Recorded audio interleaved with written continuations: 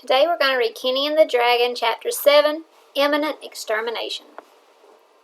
The gold-hilted sword shimmered in the morning light as George swiped the air with the weapon. The knight went through a series of attack motions, then stopped, a bit winded, and grinned at Kenny. The Riverstone stomachache finally pushed the breath out of the boy.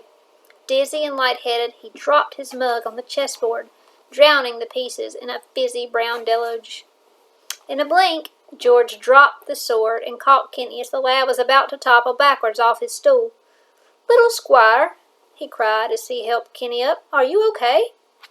The young rabbit caught his breath, and his eyes slowly focused on the kindly, brave face of George.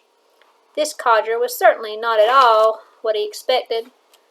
Here's a picture of him. There's George, and there's Kenny, and Kenny is so worried about Graham, isn't he? He was a knight, a royal guardsman, and a dragon slayer. And if the stories George had shared with him over the years were even half true, then he had to warn Graham immediately. "I've got to go," Kenny said as he headed for the door. The knight stopped him. "But you just got here. Are you okay? Is it—" George paused, kneeling down to look the lad in the eyes. "Are you worried? About me?" "Because you don't have to be, son. Once I get suited up and on that hilltop, this monster will be slain in moments. I know how to handle these devils. You can even watch it or help if your parents allow it." It was too much for the lad. Kenny dashed out of the shop without even a goodbye. He pedaled as fast as his legs could go from the center of town. His mind was so full of worry that he didn't even notice that the crowd was now much larger than it had been previously. In fact, villagers were lining up on either side of the street. George had been his hope, his only hope, of figuring out what to do with the dragon. If there was anyone in the village outside of his family who would understand Graham wasn't a threat, it would have been George. And now he was preparing to come up and slay his best friend. And with orders from the king himself, how could he not follow them? Then his mind flashed the newspaper headline and what the paperboy had said. Was this mess somehow all his fault? Had he verified old Pop's story by declaring what a real dragon was like during his book report? Do you think it's his fault?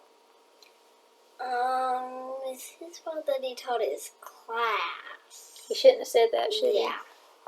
As he pedaled even faster, the gears in Kenny's mind clicked and whirred, trying to find a solution for his friend. Perhaps Graham could hide out in his cave for a little while until this blows over, he said, thinking out loud. I bet Mom and Dad would let him live in our barn if he had to, even though it is a little tight. He was almost to the top of Shepherd's Hill now. Graham will know what to do, he said as he hopped off his bike. He found the dragon examining himself in an old full-length mirror, rubbing something onto his skin with a tattered flannel shirt. "Kenny, have a look at this," he said with that familiar toothy grin. "Your mom gave me some floor wax that polishes my scales up nicely. Look at this sheen. It really brings out the iridescence in my complexion." Kenny was panting, completely out of breath. "Graham, you have to go. George is coming to fight you." "George is coming to what?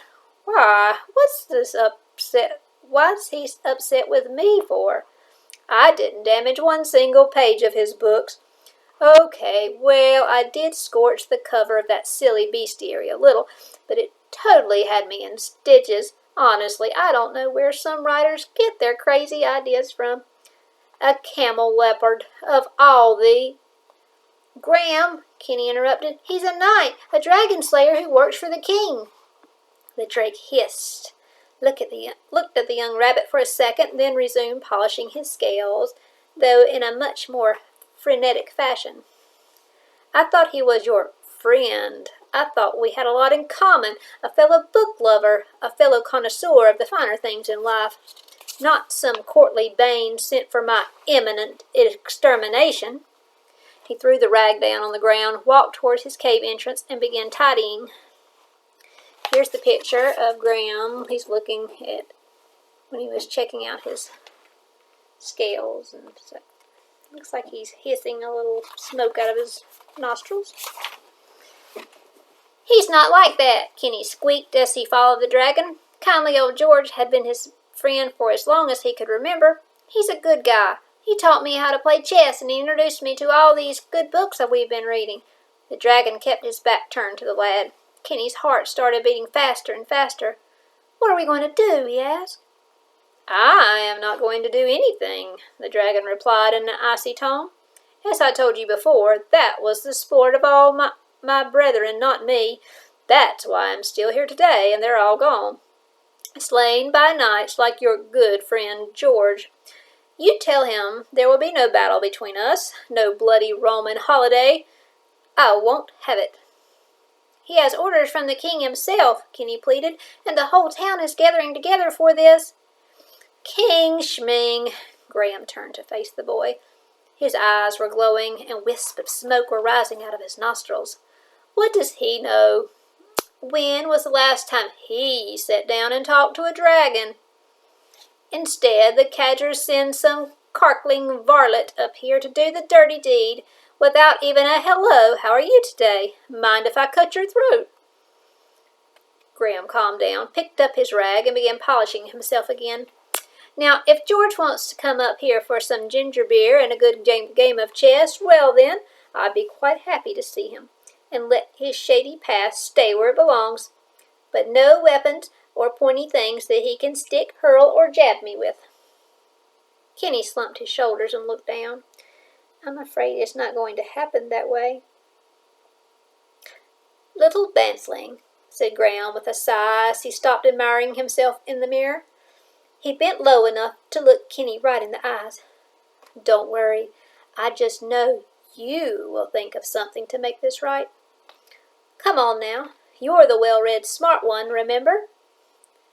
Flabbergasted, Kenny said nothing. The dragon resumed polishing his scales and admiring himself in the mirror as if he was without a care in the world. His mind whirling, Kenny grabbed his bicycle and left.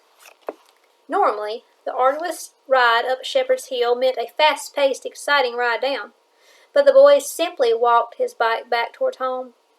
The high noon sun had warmed the soft ground, and there was a gentle, lazy breeze whispering through the leaves as he made his way down the hill. Dragonflies and butterflies flitted all about. One even alighted on his handlebars, but Kenny didn't notice any of this. What on earth am I going to do? He said to himself. Both of his best friends were to be pitted against each other in a battle to the death. Who would win? Would Graham just lie there refusing to fight and be slaughtered? Or would George, much older now than he was back in his heyday, be burnt to a crisp?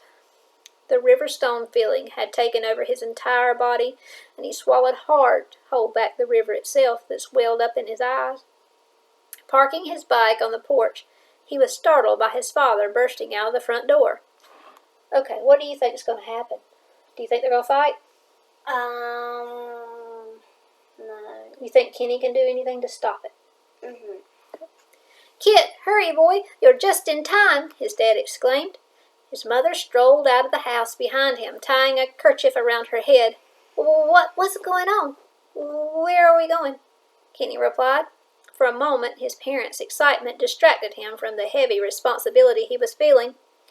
There's a parade in town. We just got word, his mom answered as she hopped aboard their sheep-drawn cart. It's supposed to be quite a procession. Your father hasn't been this excited since...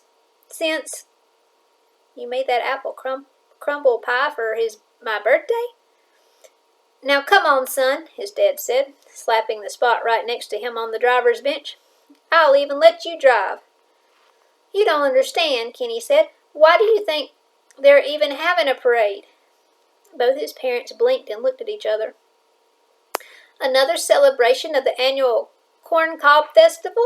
His mom guessed, though it sounded more like she was asking the question. Pig wrestling? His dad added. Also, in an I'm not so sure is this a trick question sort of way. You guys haven't been in town for a while, said Kenny. This is all about Graham, I'm sure of it. Really? His father replied. I don't know about that. And he paused for a moment, mulling it over. What would the parade be for? "Why don't we go into town and see for ourselves?" his mother suggested. And there is a picture. They're getting in their little wagon to go to town to see what the parade's about. Kenny sighed and slowly climbed up onto the cart with his parents. It seemed that as much as he might try to escape it, he found himself heading right back into Round Brook and right back into his worst fears.